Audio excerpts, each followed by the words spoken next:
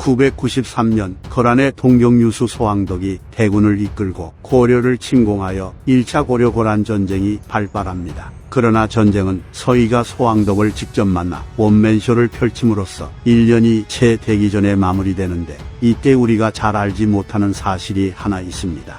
전쟁 당시 소왕덕은 봉산군의 고려군을 격파하고 고려군의 선봉장인 윤서안 등을 사로잡으며 하죽지세로 진격해왔기에 고려 조정에서는 거란에게 항복을 하거나 서경 이북의 영토를 내어주고 화친을 맺어야 한다는 의견이 대다수였습니다. 하지만 서희가 나서서 아직 전쟁이 끝난 것이 아니며 더 싸워본 다음에 어떻게 할지를 결정해도 늦지 않다고 주장합니다. 그리고 때마침 거란의 군대가 안융진을 공격해왔으나 중랑장 대도수와 랑장 유방이 거란의 공격을 막아내고 이를 물리쳤기에 서희는 적장인 소왕덕과 대등한 위치에서 외교전을 펼칠 수 있는 기회를 얻게 됩니다. 한마디로 대도수와 유방의 승리가 없었더라면 서희는 자신의 외교수를 100% 발휘할 기회를 가지지 못했을 가능성이 높고, 고려는 소왕덕의 무리한 요구를 거부하지 못해 기존의 영토까지 빼앗길 처지가 되었을 것입니다. 게다가 거란의 군대를 이끌고 온 소왕덕도 만만한 인물이 아니었는데, 그는 송나라와의 전투에서 여러 성을 함락시킨功을 세웠고, 특히 성을 점령할 때마다 가장 먼저 성에 올랐다는 기록이 있기 때문에 어떻게 보면 홍성전의 강한 장수라고 볼 수 있습니다. 그래서 대도수와 유방이 세운功은 엄청난 것이나 서희와 달리 그들의 활약은 잘 알려지지 않았기 때문에 매우 큰 아쉬움이 남는데, 이 영상을 통해 많이 알려졌으면 좋겠습니다. 대도수는 기록이 부족하여 그가 어디 출신이고 어느 가문의 사람인지를 자세히 알 수 없으나, 일설에 의하면 발해의 마지막 임금이었던 대인선의 왕자 대광연의 아들이거나 손자라고 합니다. 따라서 그가 발해 출신이라면 그는 1차 고려-고란 전쟁에서 자신의 나라를 멸망시킨 거란에게 크게 한방 먹인 것이 됩니다.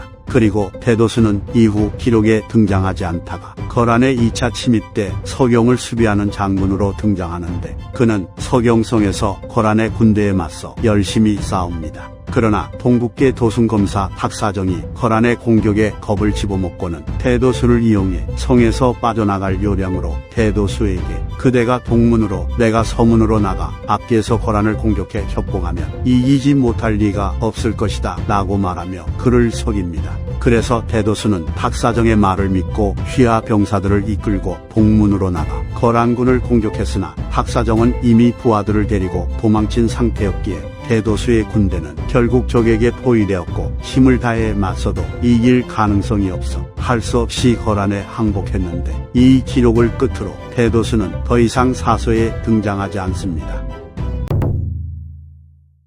유방도 대도수와 마찬가지로 기록이 적고, 고려사에는 그가 어디 출신이고 어느 가문 사람인지가 나와 있지 않지만, 강제집 제호권 무송 유시족보서에 따르면 유방은 고려 초의 명장인 유군필의 손자라고 합니다. 유군필이라 하면 태조 왕건의 장수들 중에서 독보적으로 활약하며 후백제의 군대를 모두 박살낸 장수였으니, 유방도 그 피를 이어받아 1차 고려-고란 전쟁에서 거란의 군대를 격파한 거라고 볼 수 있겠습니다. 그리고 계속 무장으로 활약한 대도수와 달리 유방은 친종 장군에 임명되어 궁궐로 들어와 왕의 침실이 있는 문 앞에서 늘 숙직하며 박사정, 하공진과 함께 병안으로 몸져 누운 목종을 호위하는 역할을 맡습니다. 목종 12년 강조가 정변을 일으켜 군대를 이끌고 궁궐로 들어오자 박사정과 하공진은 강조의 편을 들었으나 유방은 이때 어떻게 행동했다는 기록이 없고, 나중에 강조가 죽은 뒤인 현종 2년에서야 다시 등장해 관직에 오르는 것으로 봐선 아마도 그는 강조에게 협력하지 않은 것으로 보입니다.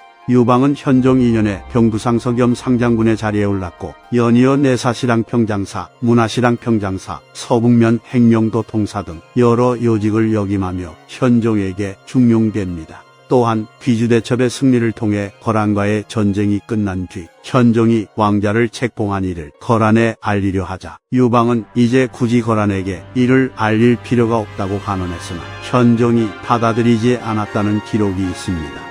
현종 18년 유방이 표문을 올려 사직을 간청했기에 현종은 이를 허락함과 동시에 그를 특진시켜 문화시 중에 관직을 더해주는 예우를 해줍니다.